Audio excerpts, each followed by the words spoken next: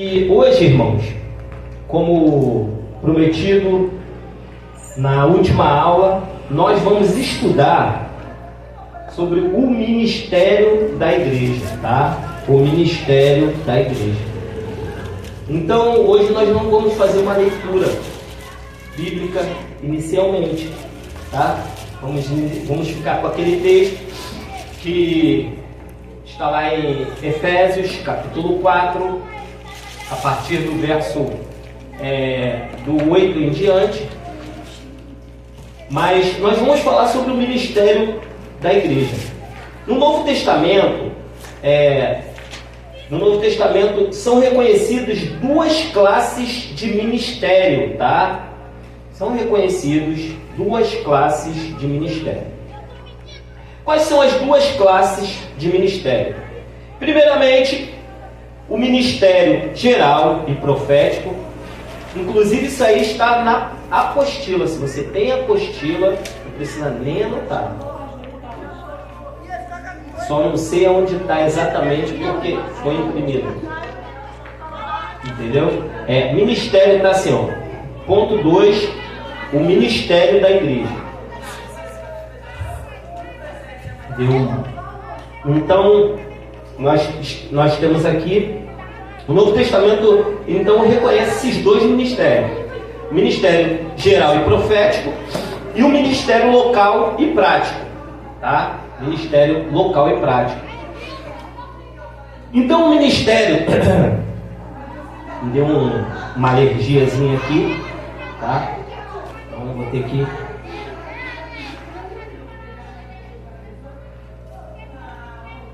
Estava me controlando para não fazer isso por causa do vídeo, mas não teve jeito, gente. Vamos lá então. Ministério geral e profético e ministério local e prático. No ministério, por que essas duas separações assim de ministério? Por que essas duas separações de ministério? Essa separação de ministério se dá porque... Saiu, pronto. Essas duas separações de ministério se dão por quê, irmãos? Porque dentro da igreja nós vamos encontrar o ministério geral e profético e o ministério local e prático. O que seria um ministério geral e profético? Ministério geral, por quê? Porque quando nós vamos falar de diaconato, não propriamente diaconato, mas profetas, evangelistas, apóstolos e entre outros, nós vamos observar que esses ministérios, eles são reconhecidos em todas as igrejas. Então ele é geral por causa disso, porque um profeta, quando você reconhece uma pessoa que profetiza, e de fato essa pessoa profetiza, se ela vem aqui, ela profetiza. Não tem aquela pessoa que você fala assim, você reconhece dentro da igreja, você fala assim, aquela pessoa é um profeta do Senhor, uma profetisa do Senhor. E ela vai, e geralmente essas pessoas, quando vão em outras igrejas, elas também são usadas pelo Espírito Santo de Deus para profetizar em outras igrejas. Então, por isso que nós dizemos que esse ministério é geral, porque em todas as igrejas, essas pessoas seriam reconhecidas como profetas. Por isso ele é geral. E por que geral e profético? Profético porque ele é um dom que vem do Espírito Santo de Deus. Por isso que ele é geral e profético. Porque é um dom que é reconhecido em todas as igrejas. E profético, porque é um dom que é dispensado na igreja pelo Espírito Santo de Deus. Eu vou aprofundar mais, tá? Vou aprofundar mais isso. Pode deixar que não vai ficar só nisso, não. E nós também temos um ministério local e prático. O que é o ministério local e prático, irmãos? O ministério local e prático é um ministério que ele é exercido dentro da igreja por cada irmão. Cada irmão exerce um ministério local. Por exemplo, vou dar um exemplo claro aqui de ministério local. A secretaria da igreja é um ministério local. A secretária dessa igreja é a nossa missionária Natália. Mas a Natália, ela não é secretária de todas as igrejas. Ela é secretária de todas as igrejas? Não. Ela só é secretária daqui da nossa igreja. Por isso que ele é um ministério local, tá? Reconhecido somente por essa igreja. Mas é um ministério. E prático por quê? Porque ele é usado na prática do dia a dia dentro da igreja. Ela é secretária. Por exemplo, a Vitória ela está ali no ministério de mídia da igreja. Entendeu? Ministério de mídia da igreja. E esse ministério, ela só mexe com a mídia daqui da igreja. Ela não mexe com a mídia de outras igrejas. Eu estou dando esse exemplo aqui, irmãos, para os irmãos entenderem o que é um ministério geral e o que é um ministério local, tá? Geral e local. Então, ministério geral e profético e ministério local e prático, tá? Isso aí vocês vão gravando na cabeça de vocês. E nós vamos continuar aqui discorrendo sobre os ministérios. Vamos falar aqui nessa noite sobre alguns ministérios gerais e proféticos que nós temos aqui, que nós temos dentro da nossa igreja e em outras igrejas também, irmãos. Vamos dar prosseguimento nisso. Por exemplo, o ministério apostólico, ou os apóstolos, ele é um exemplo claro de ministério geral e profético. Quem eram os apóstolos? Os apóstolos eram homens que receberam uma comissão do próprio Cristo. Mateus, capítulo 10, verso 5. Por favor, gostaria que a nossa amada secretária de mídia espelhasse aqui para nós, por favor.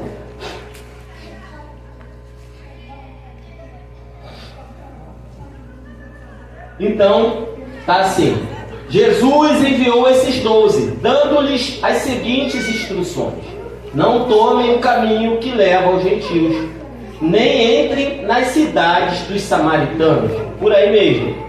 Aí nós vamos também lá em Gálatas capítulo 1, verso 1. Gálatas 1, verso 1.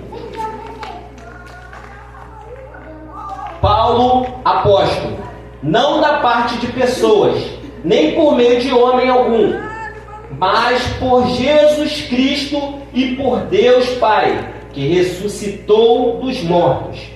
Esse, pode parar por aí.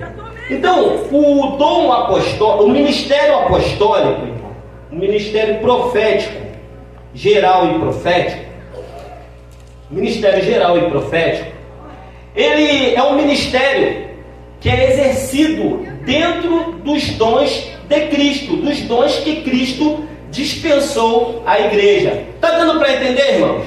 Quem está entendendo, diga graças a Deus. Graças a Deus. Então, dentro dos dons do ministério que Jesus dispensou, nós vemos aí o ministério geral e ministério profético, ministério geral e profético.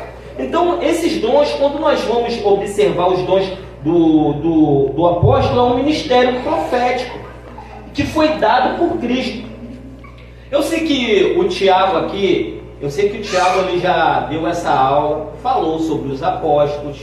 Ele foi, inclusive, eu assisti não todas as aulas dele, mas ele foi massivo mesmo sobre os apóstolos. Mas eu não tenho como deixar de introduzir esse assunto do evangelista, porque eu estou tratando de ministério, irmãos, tá? Estou tratando de ministério aqui. Eu não tenho como entrar nesse assunto sem fazer vocês entenderem aonde que o evangelista atua. Porque nós vamos massificar bastante sobre o evangelista. E para a próxima semana nós vamos já estar marcando um testezinho aí para os irmãos, tá? Vamos estar marcando um testezinho só dessa introdução, para nós podermos, semana que vem, a gente já entra no assunto do evangelista. Então, quando tratamos de apóstolo, os apóstolos, eles haviam também visto Cristo depois da sua ressurreição. Então, o dom, existe um ministério apostólico, existe uma coisa toda bem arquitetada por Cristo por trás disso, para que os apóstolos fossem caracterizados pela sua audácia na pregação do Evangelho, pela sua audácia na anunciação do Evangelho. Quando nós falamos de dom e ministério apostólico, irmãos, foi o ministério que os apóstolos de Cristo exerceram, nenhum outro homem mais exercerá, porque eles andaram com Cristo. O ministério deles foi único, irmãos. Claro que outras pessoas, nós vemos homens, e eu vejo vídeos por aí, coisas que não são balelas, tá? Existem homens que realmente eles têm um ministério apostólico, mas não como os dos 12 discípulos que andaram com Cristo, não como o ministério do apóstolo Paulo, tá? Então grava isso bem. E eles tinham o ministério apostólico, eles gozavam de uma inspiração especial de Deus. Gálatas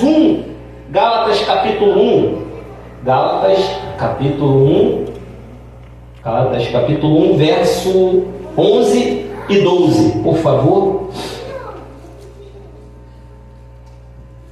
Aí diz assim, tem que tirar só um pouquinho desse som. Isso, tá bom, glória a Deus. Mas informo a vocês, irmãos, que o evangelho por mim anunciado não é mensagem humana. 12. Porque eu não recebi de ser humano algum, nem me foi ensinado, mas eu recebi mediante a revelação de Jesus Cristo. Então, os apóstolos em especial, irmãos, eles tinham uma mensagem que foi dada diretamente por Cristo. Você recebeu de alguém, eu recebi de alguém, Tiago ele recebeu de alguém, mas as coisas que os apóstolos receberam, eles receberam o evangelho que foi pregado aos apóstolos, foi anunciado, foi deixado para os apóstolos, foi uma revelação especial, e foi revelação mesmo, tá? Especial da parte de Deus. Eles também exerciam um poder administrativo sobre as igrejas, os apóstolos. Eles recebiam um poder, eles exerciam um poder administrativo sobre as igrejas. Eles administravam as igrejas. Eles falavam, quer ver? Você abre isso lá em 1 Coríntios capítulo 5, verso 3 ao verso 6. Vamos fazer a leitura. 1 Coríntios capítulo 5. Falando sobre o ministério geral e profético, tá? 1 Coríntios capítulo 5.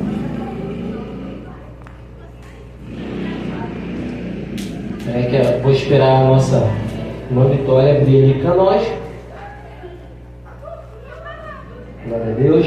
E diz assim: ouve-se por aí que entre vocês existe imoralidade, e imoralidade tal como não existe, nem mesmo entre os gentios, isto é, que alguém se atreva a possuir. 1 Coríntios capítulo 5, verso 3 ao 6. Verso 3, por favor. Verso 3, isso. Eu, na verdade, ainda que fisicamente ausente, mas presente em espírito, já me sentenciei como se estivesse presente, o autor de tal infâmia. Então, Paulo, ele está mandando só para explicar aqui o contexto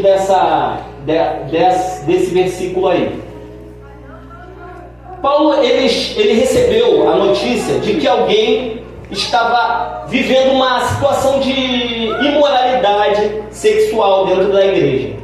E ele não estava presente, mas ele julgou como se estivesse presente aquele fato. E ele deu um veredito, quer dizer, um veredito como apóstolo, irmãos. Então, o apóstolo, ele tinha uma proeminência dentro da igreja. A sua palavra, com certeza, era uma palavra de muito peso. Quer ver lá? Vamos abrir também em 2 Coríntios, capítulo 10, verso 8. 2 Coríntios 10, 8. Diz assim a palavra do Senhor: porque se eu me gloriar um pouco mais a respeito da nossa autoridade, está falando da autoridade dele como apóstolo, o qual o Senhor nos conferiu para edificação e não para a destruição de vocês, não me envergonharei. Então, ele estava falando da autoridade apostólica que ele tinha. Então, o ministério apostólico que os apóstolos exerciam naquela época é diferente dos apóstolos que exercem e que se autodenominam também apóstolos nos dias de hoje, exercem hoje, tá? Os apóstolos daquela época, os apóstolos de Cristo, eles tinham uma proeminência e a palavra dele era uma palavra bem pesada mesmo, tá? Pesava porque eles tinham uma revelação especial, tá? Receberam a revelação do próprio Cristo e receberam ordens específicas de Cristo. Dentro desse dom todo dos apóstolos também, eles tinham credenciais sobrenaturais, irmãos. Eles tinham uma credencial sobrenatural. Os apóstolos, eles tinham uma credencial sobrenatural. Vamos lá. 2 Coríntios capítulo 12, verso 12. 2 Coríntios 12, verso 12. Vamos ver o que diz. Diz assim, olha lá: pois as minhas credenciais de apóstolos não foram apresentadas no meio de vocês, com toda a paciência, por sinais, prodígios e maravilhas. Então, as credenciais de o apóstolo, uma das características do dom apostólico, irmão, é o quê? É que o apóstolo, ele tem onde ele chega, existem sinais e maravilhas acontecendo, tá? E onde os apóstolos chegavam, isso não era para glória, porque sabe o que acontece? A gente fala muito da vida de José, tá? A gente fala muito sobre a vida de Davi. Nós falamos muito sobre os juízes de Israel, mas nós esquecemos de fazer uma ligação de tudo isso. José, ele foi vendido para o Egito pelos seus irmãos, tinha um propósito, era conservar a linhagem, era para conservar a linhagem hebreia, irmãos. Quando Davi foi levantado rei, e ele foi considerado o rei segundo o coração de Deus, da mesma forma, era para conservar uma linhagem, irmãos, e daí por diante. Então, quando a gente vai olhar os apóstolos, nós olhamos os apóstolos, vemos os milagres deles, mas um milagre como se fosse um milagre para satisfazer o ego humano. E os milagres que os apóstolos eles faziam era para a honra e para a glória do Senhor, era para testificar que realmente Jesus Cristo era o Senhor. Eles pregavam, eles anunciavam, e onde eles chegavam, colocavam a mão, os coxos andavam, os surdos ouviam. Era para quê? É para a glória do Senhor. Então, quando Deus faz um milagre na nossa vida também, não é nada mais, nada menos, para quê? Para glorificar o nome do Senhor. Eu quero dividir com você aqui uma coisa que realmente é muito interessante, irmãos. Porque você vai ver que Lázaro foi ressuscitado, não foi ressuscitado? O filho da viúva de Naim não foi ressuscitado? Foi ressuscitado também. Outros mais milagres aconteceram, mas nenhum desses homens você vê eles andando por aí nos dias de hoje. Você vê eles andando por aí no dia de hoje? Não, porque aquele milagre era um milagre específico para a glória de Deus. Nós esquecemos, irmãos, de glorificar a Deus com esses milagres que acontecem na nossa vida. O milagre de Deus, quando acontece na sua vida, é para você contar, para glorificar o nome do Senhor. É por isso que os prodígios seguiam os apóstolos. Eu gostaria de pedir à irmã Vitória, se não for difícil, ela abrir aí no significado dos apóstolos, da palavra apóstolo. Isso. Glória a Deus. Então, irmãos, temos aqui, eu vou ler no meu, vocês veem se dá para ler ali. Depois eu vou conversar com o coordenador do curso, né? Para ver se a gente se nós montamos um grupo só para os seminaristas da igreja, para a gente botar alguns, por exemplo, perguntas, botar alguns estudos ali, alguns adendos. Primeiro eu vou conversar com ele. Se eles permitirem, os coordenadores do grupo, nós faremos isso. Então, o significado dos apóstolos, nós temos ali a palavra. Vocês talvez não enxerguem muito bem. Deixa eu ver aqui, deixa eu apagar aqui. Isso. Vê se dá para enxergar ali mais ou menos, irmãos. Então, a pronúncia no grego fica assim: apóstolos, no grego, tá? Mas isso não interessa muito, mas vamos ao que interessa aqui. O significado da palavra apóstolo no seu íntegro, no seu inteirinho, quer dizer mensageiro, alguém que é enviado com ordens, tá? Especialmente é dado aos 12 apóstolos. Em um sentido mais aplicado, nós vemos os eminentes professores cristãos, como Barnabé, Timóteo, Silvano, entre outros. Segundo a Bíblia, aí tem uma nota aqui embaixo, você pode subir, Vitória, tem como subir ali? Tá aqui já, né? Tá aqui, isso, estou vendo, desculpa. Aqui eu estou com esse óculos aqui, é só para perto. Segundo a Bíblia, um apóstolo era alguém escolhido diretamente por Jesus Cristo para ser seu representante especial e espalhar sua mensagem. Os 12 apóstolos originais desempenharam um papel fundamental no estabelecimento da igreja cristã primitiva. Além deles, outros líderes como Barnabé, Timóteo e Silvano também foram considerados apóstolos devido à sua importância e papel na pregação do Evangelho. Mas quando fala em apóstolo, que inclui Timóteo e Silvano, não era esse dom apostólico que os apóstolos tiveram, da revelação vinda puríssima para eles, tá? O termo apóstolo tem um significado poderoso e de uma responsabilidade muito grande, tá? Na tradição cristã. Então eu vou ficar por aqui nos apóstolos. Aí a gente vai ver, nós vamos ver também um dom que eu gostaria de comentar aqui com os irmãos que estão incluídos nesse ministério geral e profético. É o dom de profeta. O que vem a ser um profeta dentro da igreja? O que vem a ser um profeta? Se a Natália, ó, se a nossa irmã quiser projetar já ali o profeta para os irmãos, pode projetar, tá? Irmãos, os profetas eram dotados de um dom de expressão inspirada por Deus, tá? Desde os primórdios dos dias até o fim do século, constantemente aparecem nas igrejas cristãs profetas e profetisas. Enquanto os apóstolos e os evangelistas levavam a mensagem aos incrédulos, o ministério do profeta era particularmente entre os cristãos, tá bom? Então, quando os profetas eles revelavam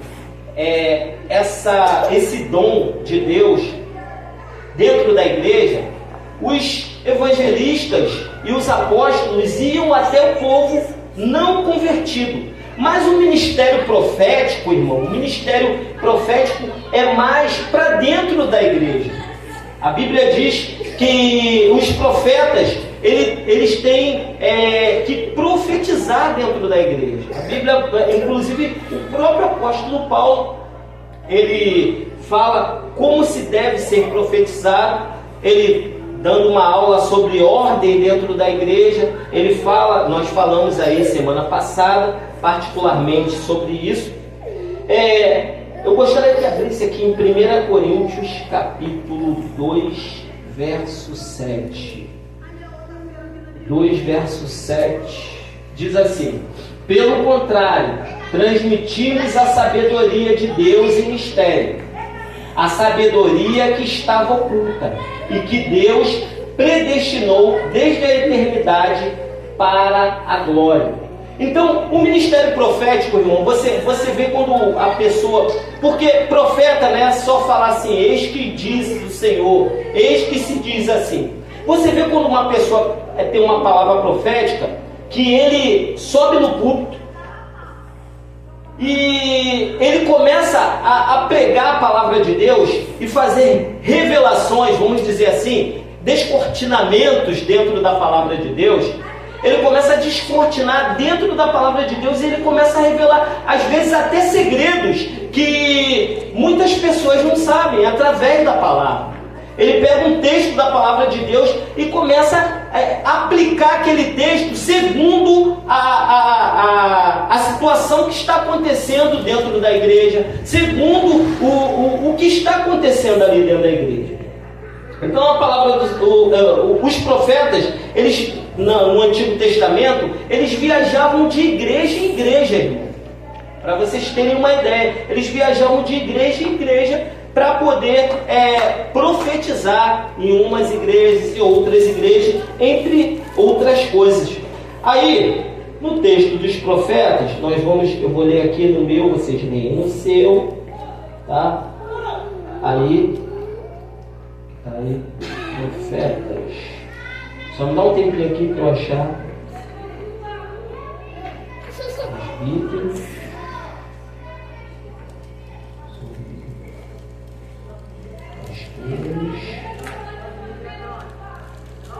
Não tinha só para eu achar aqui, mas...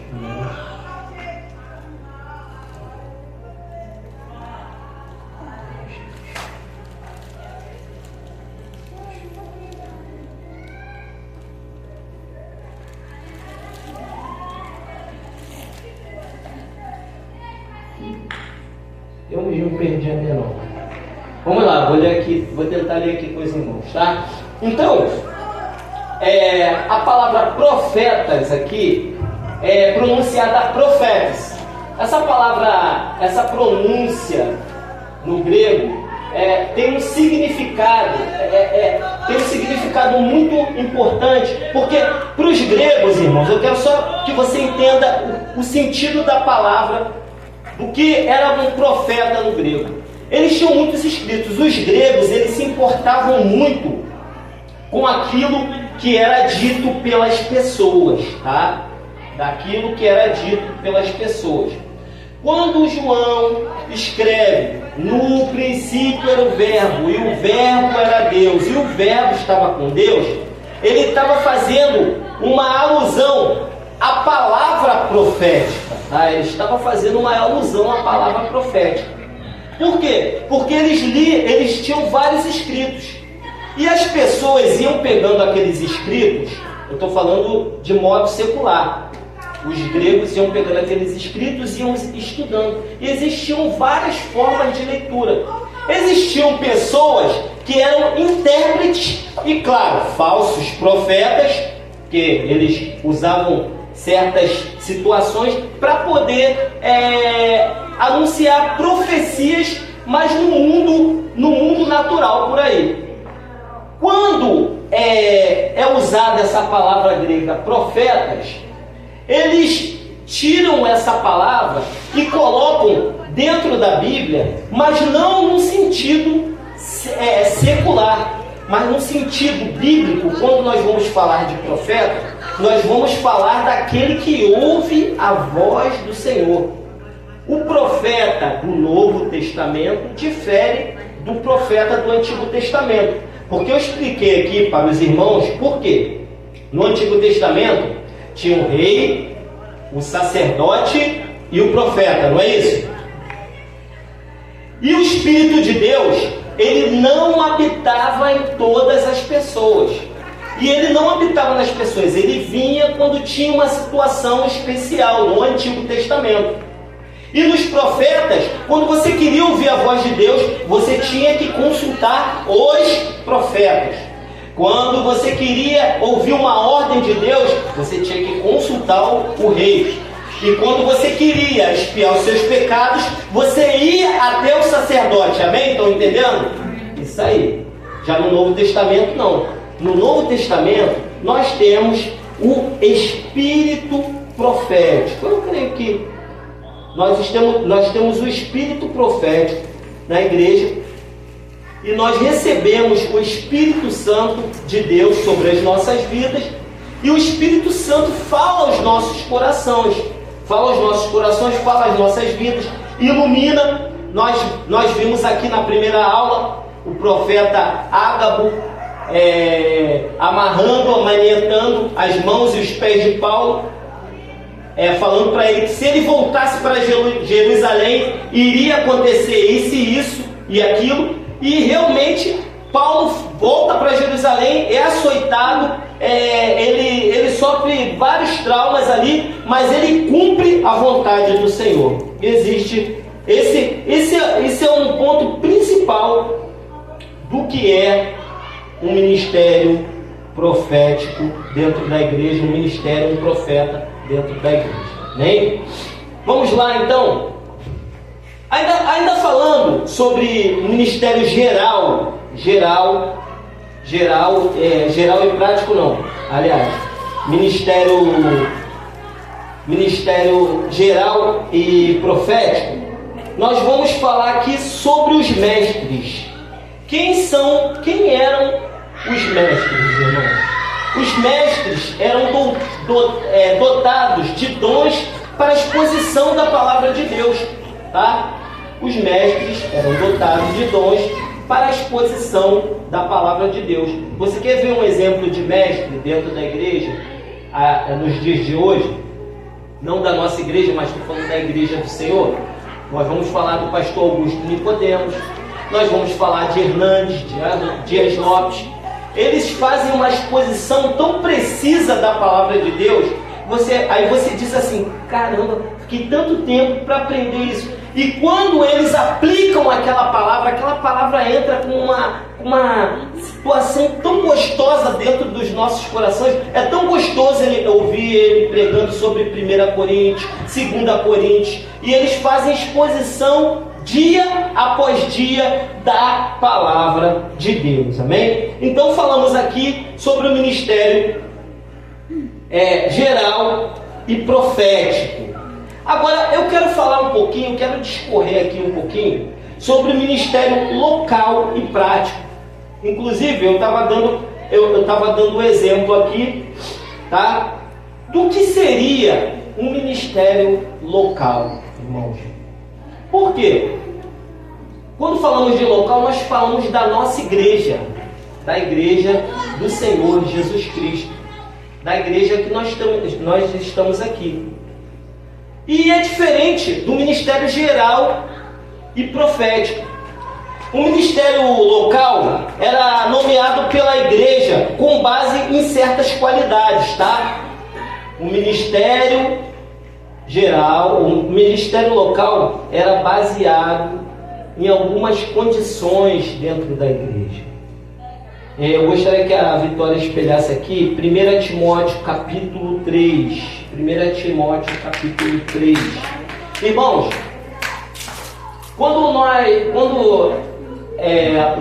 no Novo Testamento já, na igreja primitiva, eu quero que você foque na igreja primitiva. Nós estamos falando sobre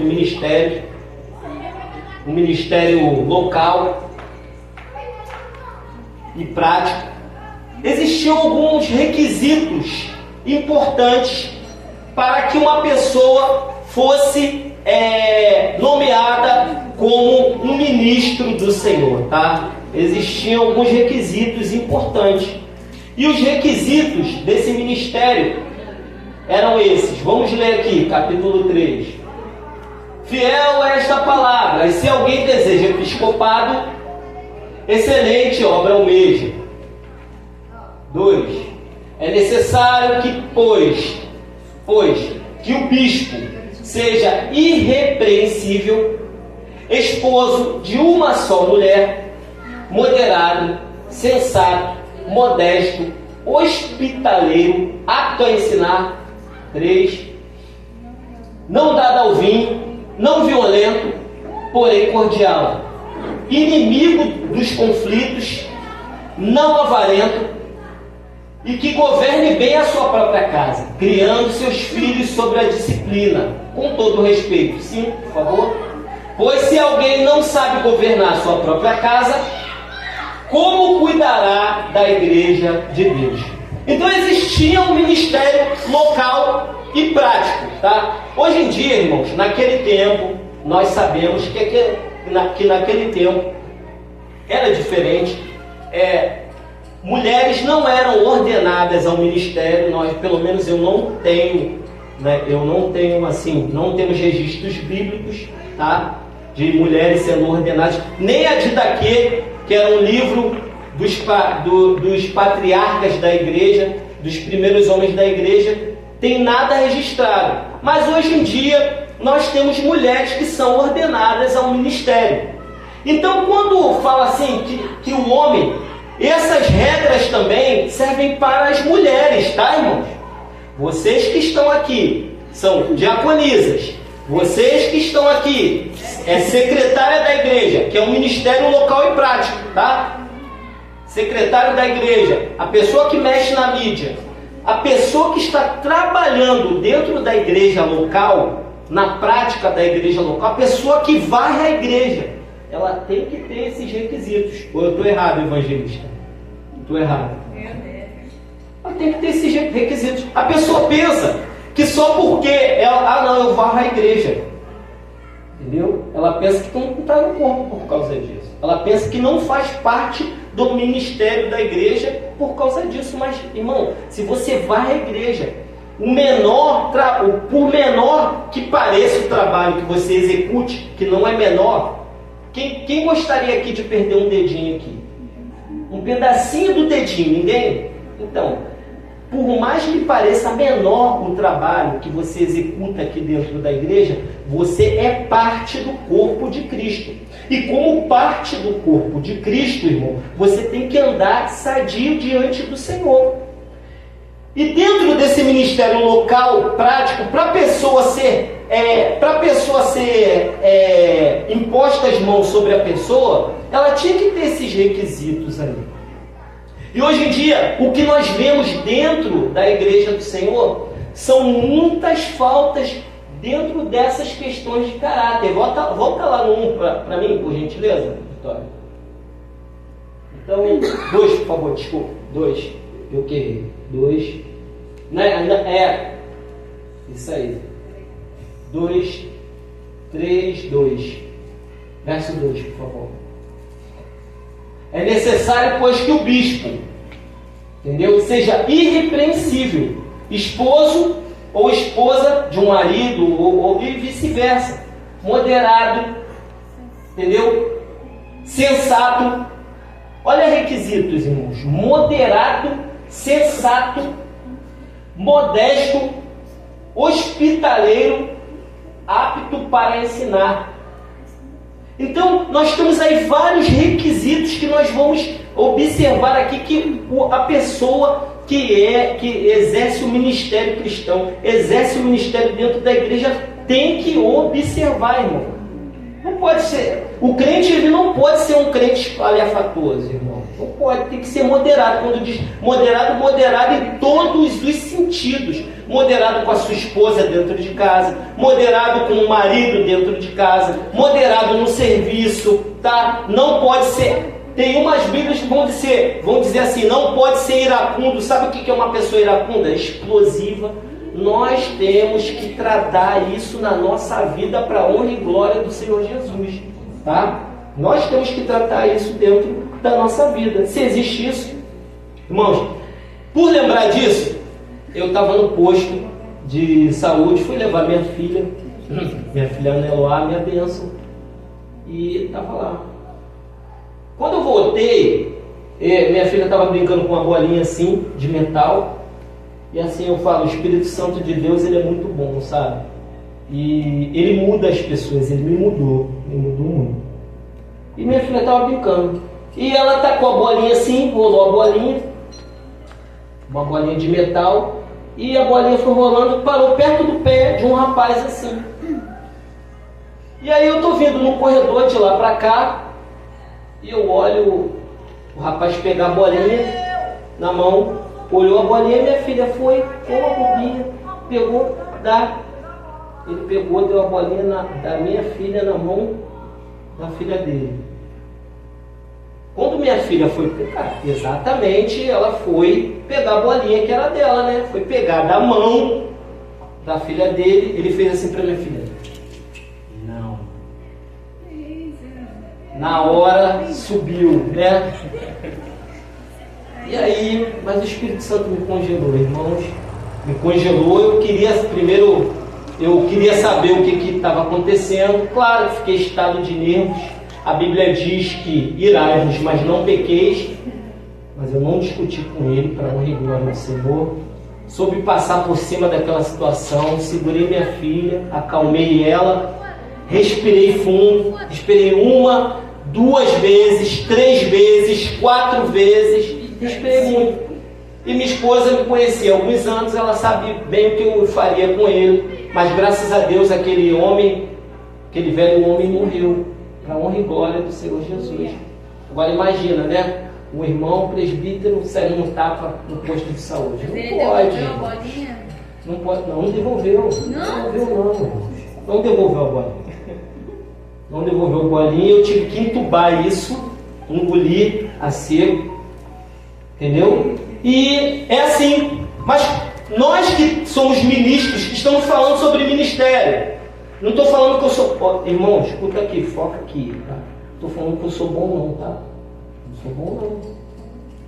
Foi o Senhor que me guardou daquilo ali.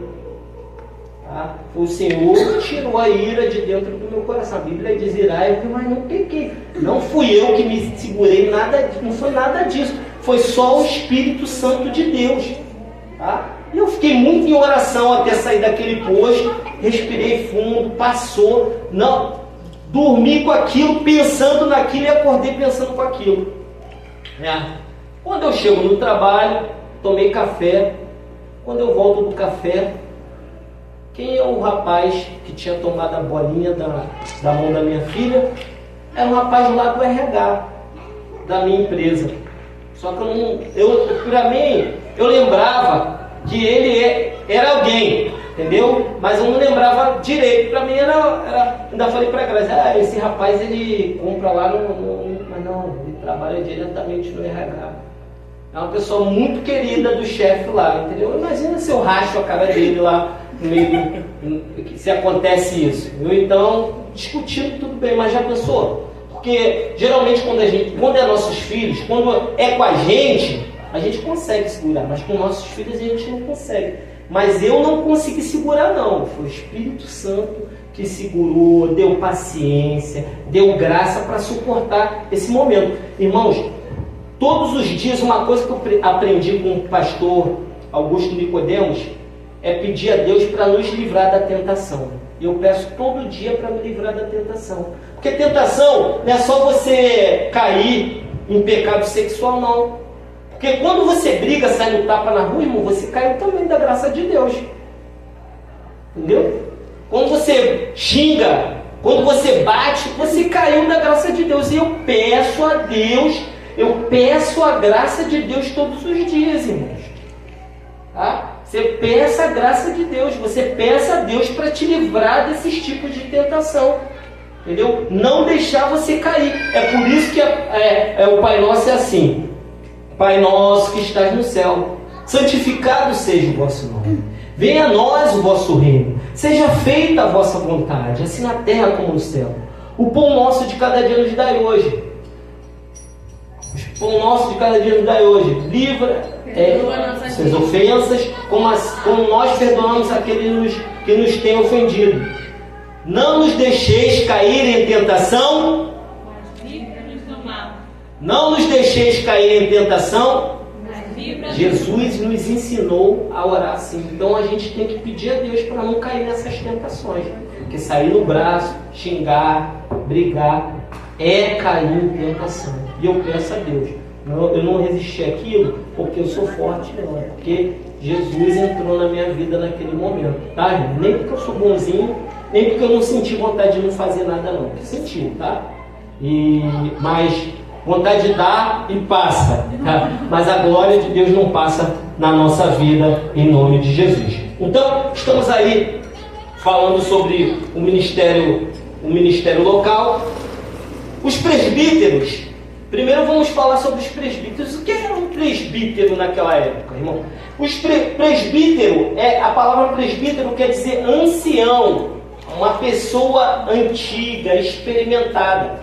Já no Sinédrio existiam presbíteros, tá? Isso aí está na apostila, tá? Isso aí está na apostila.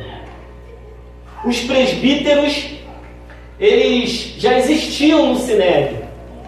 Na época de Jesus existiam presbíteros. Os membros, inclusive do Sinédrio, de uma sinagoga, alguns deles, os mais velhos, eram chamados de presbíteros, ou seja, anciões, tá? Anciões. Ou anciões. Foi dado um título de bispo, que significa supervisor, irmãos. Então, quem lembra da primeira aula aqui, levanta a mão. Só para você perder um pouquinho desse som aí. Isso aí. Então, nós falamos aqui que nas igrejas batistas existem presbíteros, ou seja, anciões, os diáconos que tomam as decisões juntamente com a igreja e o pastor. O pastor só preside as reuniões, tá? Mas é a igreja em si que toma a ciência. Vamos supor, quando eles veem que uma pessoa, que eu acho também o certo, quando eles veem que uma pessoa ele tem o dom eclesiástico de ser um pastor, eles se reúnem com o pastor e enviam aquela pessoa para onde? Para o seminário. Eles se reúnem e falam assim, não, aquele irmão ali, ele tem um dom. Entendeu? Poxa, pastor. Aí aprovamos, vamos lá, vamos colocar esse rapaz no seminário. Finalmente é o Batista do Sul. Vamos colocar esse rapaz no seminário. O rapaz vai estudar no seminário, quando ele tem a vocação. Às vezes é um diácono. Quando eles querem levantar um diácono também, é a mesma coisa, irmãos. E na igreja primitiva, o presbítero, ele tinha essa proeminência. Ele era uma pessoa antiga, ele era uma pessoa experimentada. Numa reunião que nós tivemos juntamente com o pastor Sidney, o pastor Sidney falou uma coisa que eu falei, está na Bíblia isso. Ele falou assim, eu respeito muito os cabelos brancos de uma pessoa. Eu também. Quando minha sogra ela pouco fala, sabe? Ela não gosta de se meter muito na vida dos outros, não.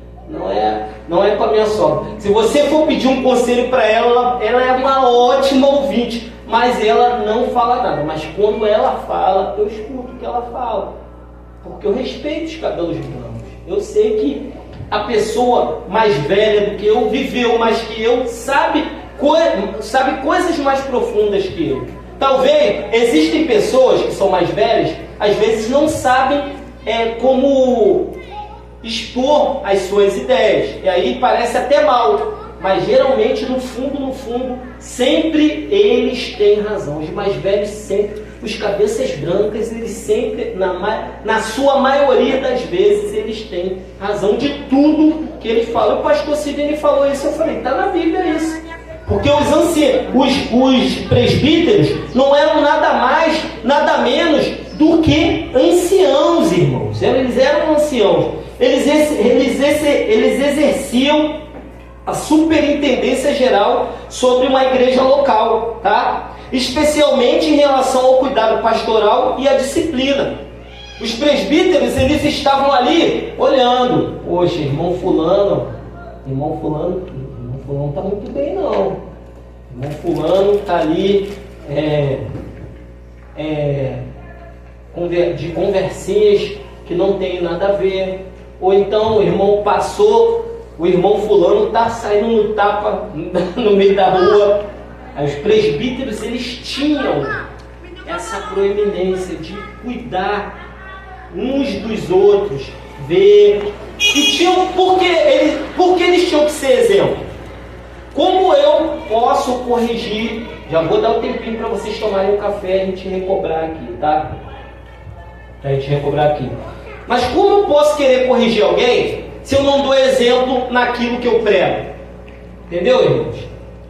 Então, o presbítero, o bispo, que é quase a mesma coisa, tem uma pequena diferença, que o bispo, ele é uma pessoa que ele é como se fosse um supervisor, e o presbítero, ele é um supervisor dentro da igreja, tá? Estou falando na sua palavra, a palavra no seu original, tá? No seu original bíblico, tá? Ele tinha a proeminência de cuidar da igreja, de olhar, zelar pela sã doutrina, zelar pela vida dos irmãos. O irmão está indo por ali, porque geralmente a gente só pensa em disciplina, né?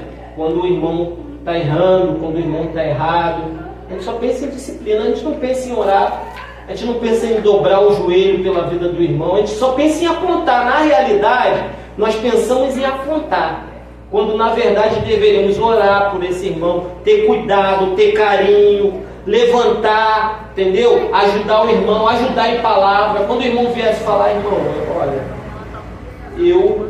assim, você quer minha opinião? Está errado isso aí, mas vamos orar juntos, entendeu? Porque quem convence o homem do pecado, da justiça e o juízo não sou eu. Eu posso te falar uma coisa que está errada, de repente para você vai soar até ruim, mas quem convence você do pecado é o Espírito Santo de Deus. É o Espírito Santo que vai te convencer dos erros. Mas vamos dar uma pausa aqui, vamos tomar um café, recobrar, tá, os nossos ânimos. Estamos falando ainda sobre o ministério local e prático. Pretendemos terminar hoje, tá, para podermos estar dando continuidade no nosso estudo semana que vem sobre evangelismo. Amém. Intervalo, né? Voltando aqui ao nosso estudo, paramos aqui sobre os comentários que estávamos falando sobre os presbíteros, tá? Então nós estávamos falando aqui sobre a função do presbitério, e o presbitério era um cuidado pastoral, tá? O presbitério naquela época era um cuidado pastoral. Seus deveres eram geralmente de natureza espiritual, tá? Os deveres dos presbíteros. Vamos abrir lá em Atos dos Apóstolos, capítulo 20, verso 28. E às vezes eles eram chamados de pastores, os presbíteros, os próprios presbíteros eram chamados de pastores, tá? Diz assim, Atos dos Apóstolos: cuidem de vocês mesmos e de todo o rebanho, no qual o Espírito Santo os colocou como bispos para pastorearem a igreja de Deus, o qual ele comprou com seu próprio sangue.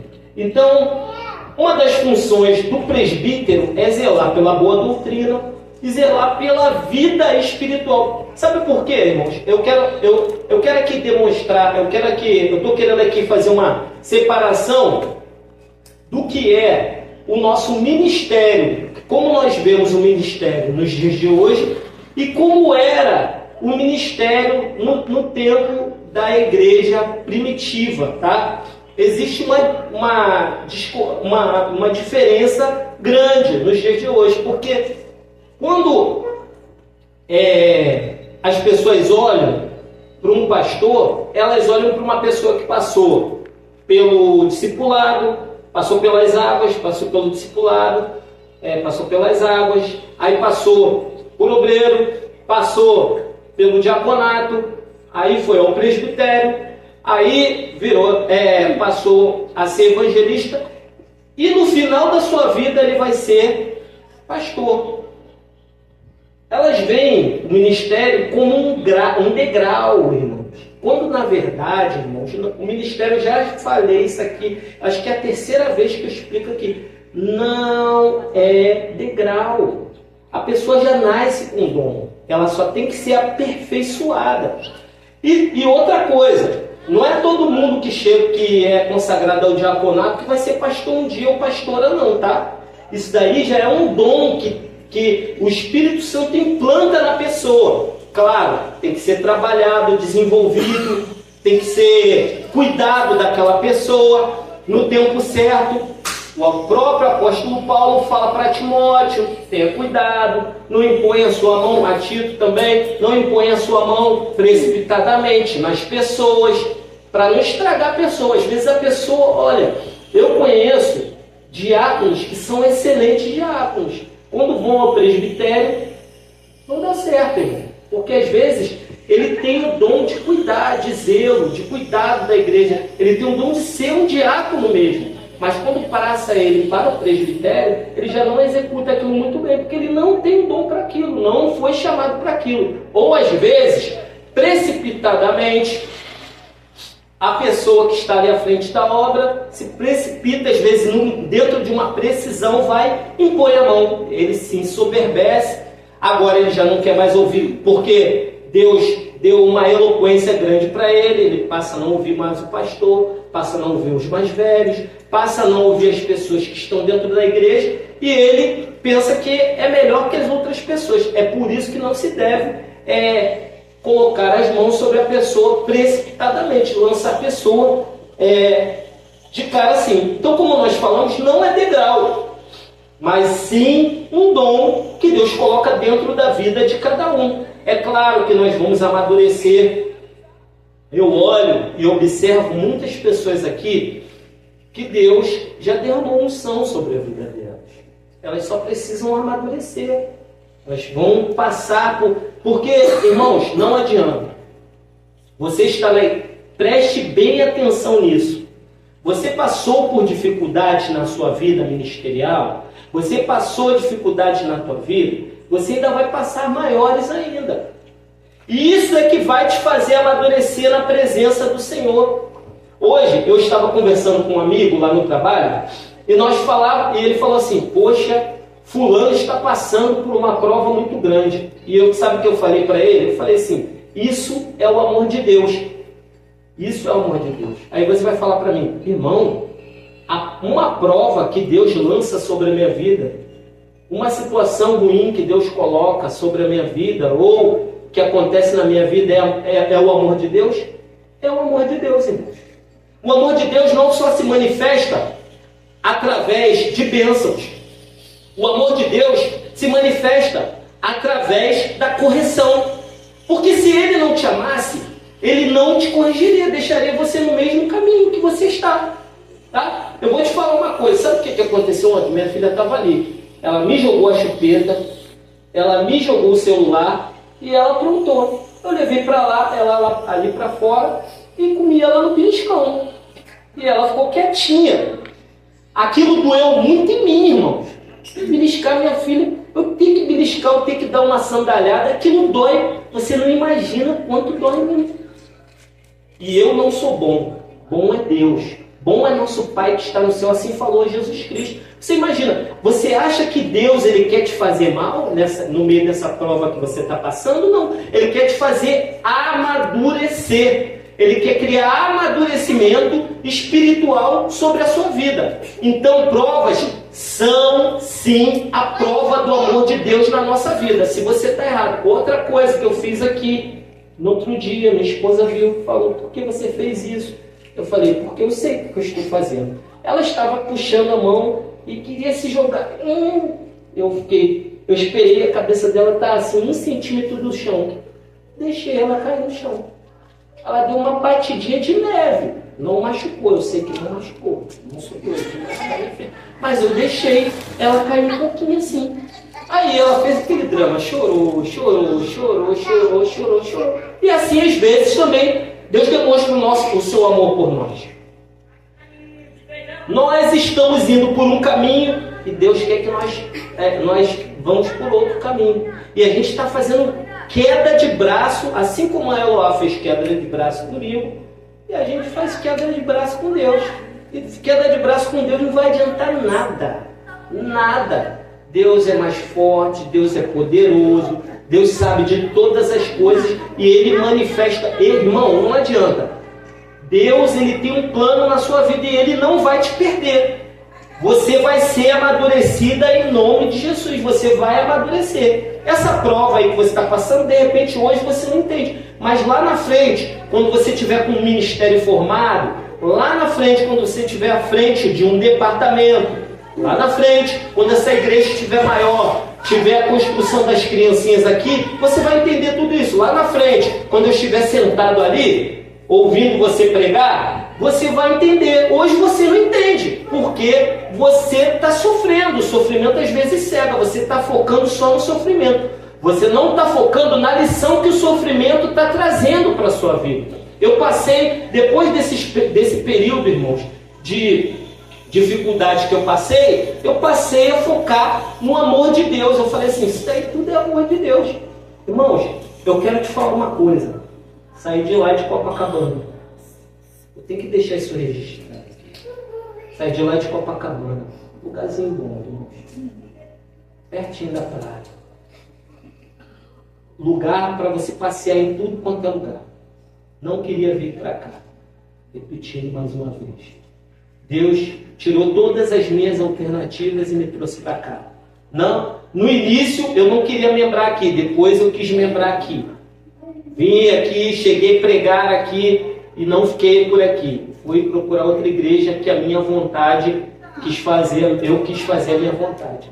Deus fez o que fez, estou eu aqui, ministrando o seminário. Olha o amor de Deus, olha o tratar de Deus na minha vida.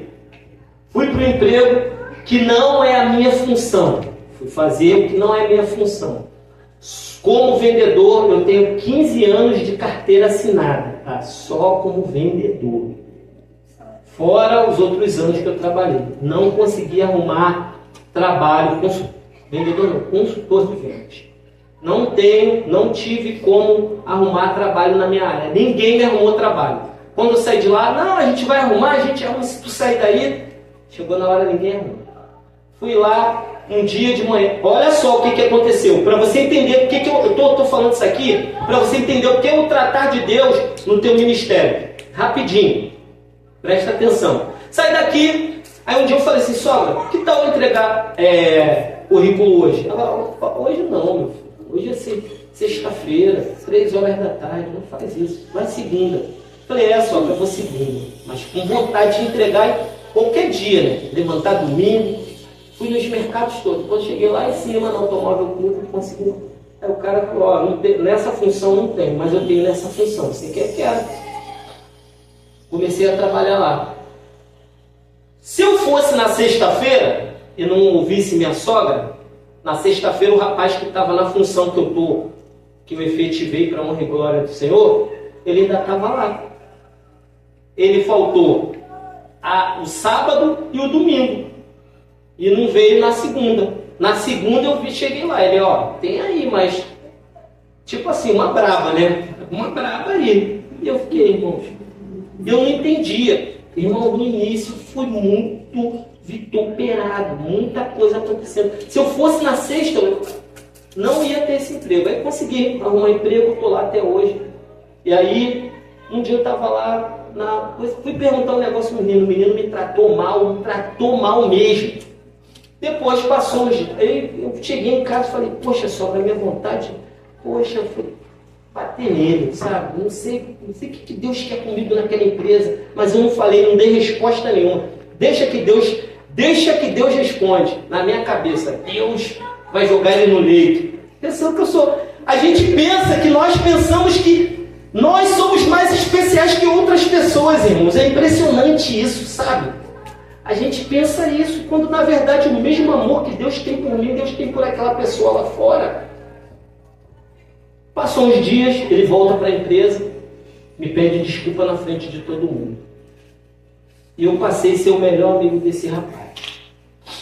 Descobri, começou a se confidenciar comigo, descobri que era afastado da presença do Senhor e Deus falou, tu vai orar por ele. Eu passei a orar por ele.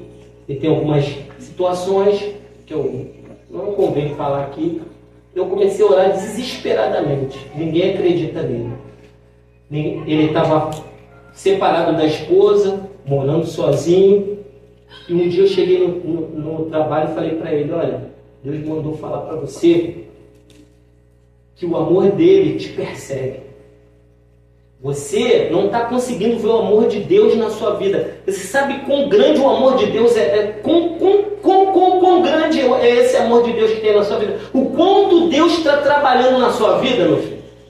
Pensa bem. Eles poderiam ter te mandado embora. Até hoje não mandam. Você falta 15, 30 dias, fica 30 dias fora. Eles não te mandam embora. Você está aí. Você não consegue observar o amor que Deus tem por você. Aí ele saiu chorando e falou assim, José, tu é profeta mesmo, cara. Aí no outro dia ele me contou que ele tinha amarrado o cinto lá e iria se matar. Ele me contou. Passou 3 dias, ele voltou, a ex-mulher dele, naquele mesmo dia, a ex-mulher dele passou lá e falou, não, você vai para minha casa. Ela falou que eu senti alguma coisa ruim. Eu vim te buscar, você não vai dormir sozinho, você vai dormir na minha casa, você vai dormir. Ele, não quero ir para casa. E eu vendo tudo isso, só que depois ele me contou que ele tinha preparado um cinto, sabe? E iria se matar quando ele saísse de lá. Um dia ele, de repente, pode até ver isso aqui, mas não citei o nome dele, né? Mas é tudo verdade. Irmãos, vou te falar uma coisa. Desses dias para cá, sabe o que aconteceu?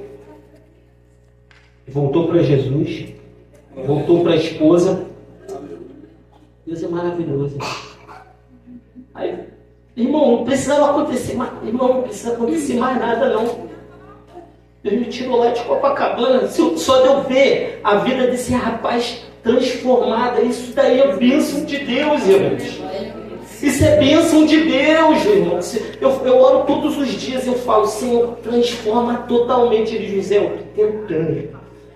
Minha esposa pediu para eu voltar para ela, eu estou com ela, eu estou com meus filhos, e Deus vai me dar vitória. E ele está indo. E hoje nós estamos conversando no corredor, chegou um varão, entrou no meio da gente. Você vai mais tarde lá. Ele, não, eu estou indo agora com a minha esposa, mas mais tarde eu estou lá. Ele está faltando, ele trabalhava de 10 da manhã às 10 da noite. Agora ele está saindo todo dia às 6 horas para poder ir para o culto, irmão. Para a honra e para a glória do nome de Jesus. Às vezes Deus trabalha doído na sua vida, mas tem um propósito. Eu estou entendendo, irmãos, lá na frente, se eu ver a vida desse menino restaurada e eu puder contar esse testemunho para outras pessoas e outras pessoas verem, eu vou agradecer para a honra e para a glória do nome de Jesus. Eu penso que Deus está tratando da tua vida. Vamos lá. Continuar aqui.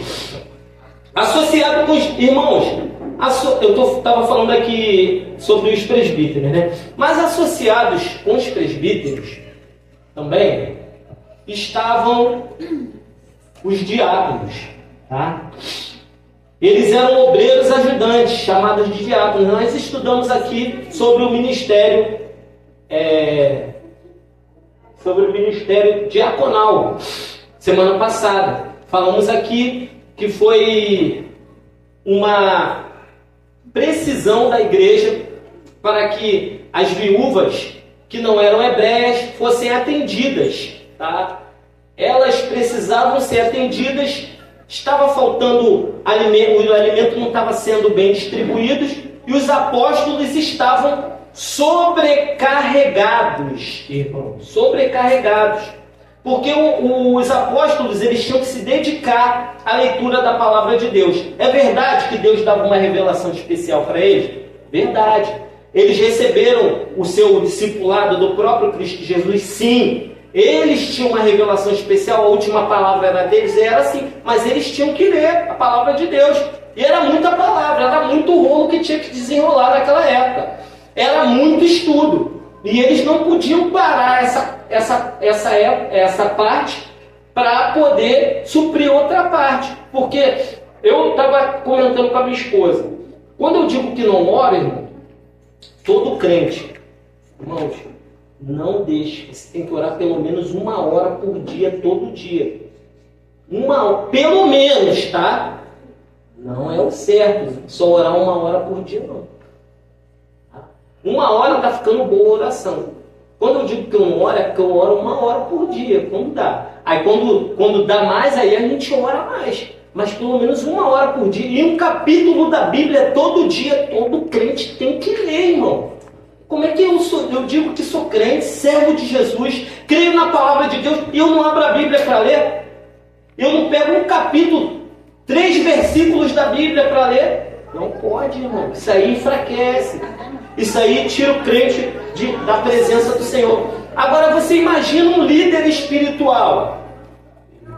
Você imagina um líder espiritual. O líder espiritual, ele tem que estar em oração o tempo todo. Ele tem que estar em oração o tempo todo. Eu sou a favor, sim, tá? Que os pastores, presidentes e alguns auxiliares da igreja não trabalhem só diante da palavra de Deus. Eu acredito assim. Para mim não dá. Se eu pudesse, eu ficava só em casa lendo a Bíblia e orando ao Senhor. Mas para mim não dá, eu tenho que sustentar minha família. Mas eu sou a favor do pastor ser sustentado, porque o pastor tem que socorrer, o pastor tem que orar, tá? O pastor tem que estar lendo a Bíblia o tempo todo. O pastor ele tem que estar em oração o tempo todo. O pastor tem que estar em vigília o tempo todo. Quando eu falo pastor, eu falo diáconos, falo presbíteros, falo o povo todo. Então ele tem que estar se dedicando. Você imagina, naquela época,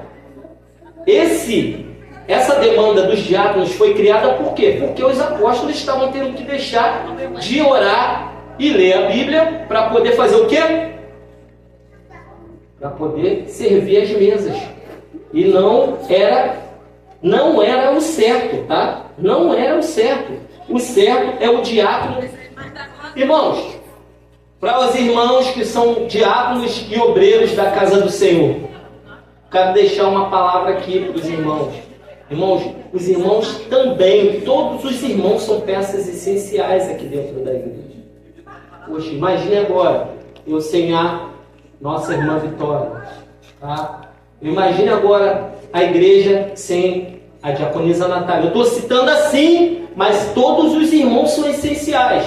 Imagina sem esse rapaz da outra igreja ali, que vem ver o seminário aqui. Todos são essenciais dentro da igreja. A pessoal da mídia, que domingo, evangelista Tiago, tem edificado minha vida, tá? A irmã que faz a festa do milho lá, a festa da roça. Poxa, que bênção, irmãos. Então todos nós aqui somos bênçãos. E junto com a irmã, foi uma porção de gente lá, descascou milho, ralou milho, outros foram lá, participaram da festa. Mas todos nós fazemos parte do corpo de Cristo. O que nós podemos, como diáconos, o que nós podemos aliviar o nosso pastor, nós devemos aliviar o nosso pastor. Que é uma palavra aqui, vou falar pastoral não, presbiterial. O que você puder aliviar o teu pastor, você alivia o seu pastor. Às vezes eu já cheguei aqui e já vi o pastor varrendo a igreja. Correndo aqui, varrendo a igreja, abrindo, ligando o som ali, é que ele é agitado mesmo, a gente sabe, mas o que nós podemos fazer para aliviar esse fardo, para deixar o pastor receber de Deus, buscar o Senhor, buscar em Deus na palavra, isso é importante. Você que é diácono, você que é obreiro da casa do Senhor, essa é a sua função, de aliviar o seu pastor, de tirar a carga do seu pastor. Ele é homem também, irmão. Tá? Ele é um homem, ele necessita de ser auxiliado o tempo todo. Às vezes A gente pergunta, pastor, eu ainda estou me encaixando aqui na igreja, entendeu? Então, eu não sei todas as coisas, mas eu pergunto aos irmãos, o que dá para eu fazer, eu vou fazer. O que der para nós estarmos aliviando o nosso pastor, trabalhando no meio do povo, nós vamos trabalhar, tá? Obreiros, havia um número de obreiros chamados de diáconos e diaconisas. Abre aí em 1 Timóteo para a gente ver, só para não ficar só em palavras minhas, tá? 1 Timóteo capítulo 3, verso 8 ao verso 13.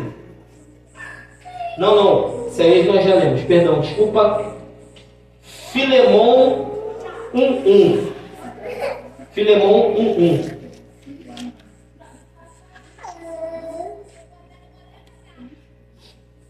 Diz assim: Paulo, prisioneiro de Jesus Cristo, e o irmão Timóteo, ao amado Filemão, que é também o nosso colaborador. Filemão era como se fosse um serviçal ali de Paulo, tá? Filemão, pelo jeito, tinha muitas posses, porque ele tinha escravos.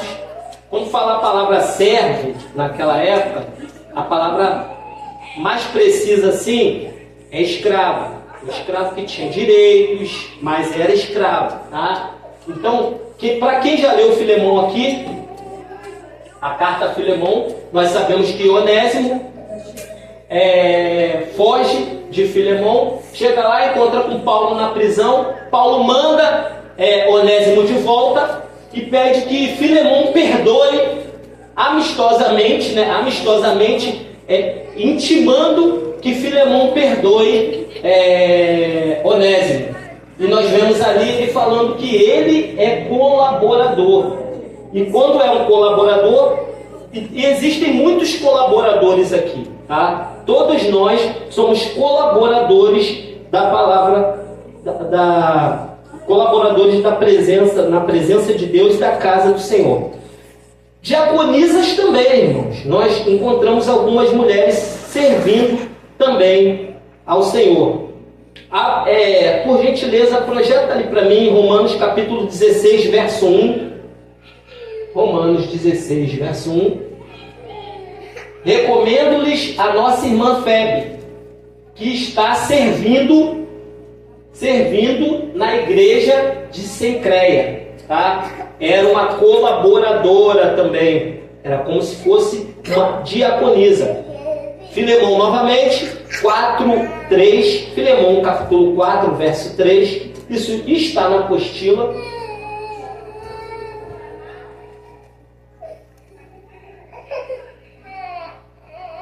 Peraí. Que Filemão 4, 3. Esquece isso, irmão. Filemão 4. Cujo trabalho... Está errado isso aqui. Cujo trabalho parece geralmente ter sido visitar a casa em que e exercer um ministério prático entre os irmãos pobres e necessitados, tá? Os diáconos, eles tinham a função de estar servindo, tá? De estar servindo a casa dos pobres, dos necessitados. Isso abre lá em 1 Timóteo capítulo 5, por favor. Timóteo 5, verso 8, por gentileza. Se alguém não tem cuidado dos seus, especialmente da sua própria casa, esse negou a fé e é pior que um descrente, tá? Aí nós vamos ver também os diáconos que ajudavam. Os diáconos, eles ajudavam na mesa do Senhor, os anciões, tá? Na celebração da ceia do Senhor. Como é que eu sei isso? Eu não tenho versículo para respaldar isso, mas quando eu vou lá na Didaquê, que era um livro de catecismo dos primeiros séculos da igreja, nós vamos ver lá os diáconos ajudando os anciões na mesa do Senhor. Didaquê, É o nome do livro, tá? Se você puder ler, você vai ser acrescentado na sua vida. A Dida aqui. Era a forma como os primeiros crentes se tratavam uns com os outros, tá bom? Irmãos, nós estamos aqui agora introduzidos nesse assunto de organização da igreja, tá? Nós estamos aqui introduzidos no assunto de organização da igreja. Cada um dos irmãos, eu acho que assim, o evangelista Tiago, eu vi ele massificando esse assunto sobre os dons espirituais, os dons ministeriais. Eu vi o pastor também falando muito sobre os apóstolos, sobre a igreja primitiva. Então nós estamos já com isso massificado na nossa mente. Semana que vem nós vamos ter um testezinho, tá? Nós vamos ter um testezinho. Semana que vem. Bem preparado para nós fazermos um teste, tá? E nós já estamos introduzidos a esse assunto. E nós vamos estudar, irmão. Eu não falei nada sobre o evangelista aqui. Você viu que eu não abordei o tema evangelista, porque na próxima semana que vem, que nós temos o teste, na outra semana vamos entrar no assunto evangelista. Mas nós vamos começar com a origem etimológica da palavra evangelista. Da onde vem essa palavra? Nós vamos ver, tá? O que significa evangelista, da onde vem evangelista, vem do evangelho, o que significa o evangelho, o que significa o evangelista. Nós vamos mais para frente ver as funções do evangelista dentro da igreja, fora da igreja. É mais fora da igreja do que dentro, tá? A função do evangelista. Nós vamos ver que o evangelista ele tem que pregar. Nós vamos ver também que todo crente é um evangelista, tá? Todo crente tem que pregar. Mais na frente, nós vamos ter provas práticas. Nós vamos ter a teórica e vamos ter provas práticas também. Você vai ter que evangelizar uma pessoa. Você vai ter que trazer uma pessoa para a igreja. Você vai ter que orar por uma pessoa, tá? Não só por uma. Nós vamos sair para evangelizar. Nós vamos aprender técnicas. Quando eu falo técnicas, é porque é teoria.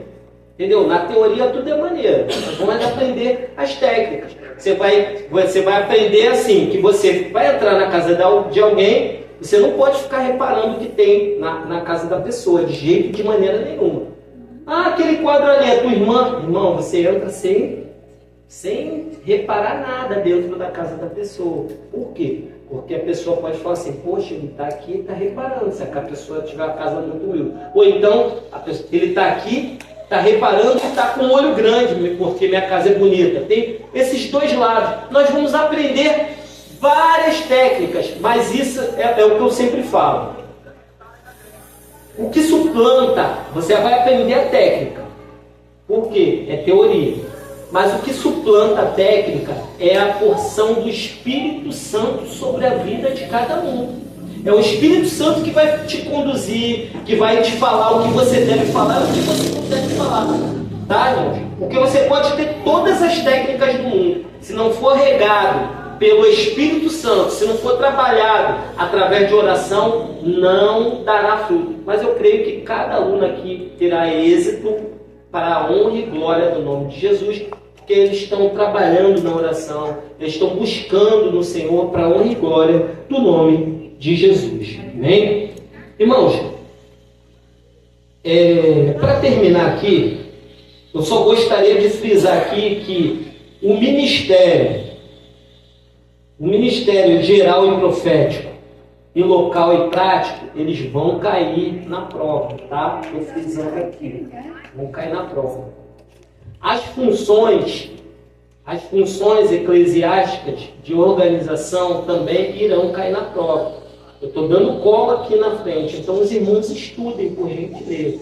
Estudem a introdução da apostila, por favor, irmãos, tá? Para nós fazermos uma prova boa para a honra e glória do nome de Jesus. Como falei, assim, é nova essa situação para mim. Dava aula assim, mas gravado, eu nunca dei aula gravada, então a gente fica, quando bota essa câmera aí na frente da gente, eu fico com um nervoso, irmão. Nervoso imenso, entendeu? Então eu creio que eu vou me habituar para oi, glória do nome de Jesus. Vou fazer que nem o Luciano Subirá. O Luciano Subirá, ele disse que no início do ministério dele, ainda bem que não tinha gravação, que ele vê e que não tinha esse negócio de YouTube, como tem nos dias de hoje, porque ele falou que ele não gostaria de ser assistido há uns tempos atrás. Ele falou, uns 10, 15 anos atrás, aos 20 anos atrás, eu não gostaria de ser assistido, porque não seria bom, entendeu? Então, a gente vai melhorar aos poucos, a comunicação vai melhorar, eu tenho me assistido, inclusive, isso para melhorar os vícios e tudo, de linguagem, todas essas coisas assim. Mas nós cremos que o Senhor estará nos abençoando. Vou pedir aos irmãos que estejam orando, continuando orando pela minha vida. Eu tenho orado pela vida de vocês, tá? Tenho orado pela vida de vocês. Toda noite, quando eu acordo, madrugada, eu oro pelos irmãos, para a honra e glória do nome de Jesus. Eu vou pedir que você se coloque de pé.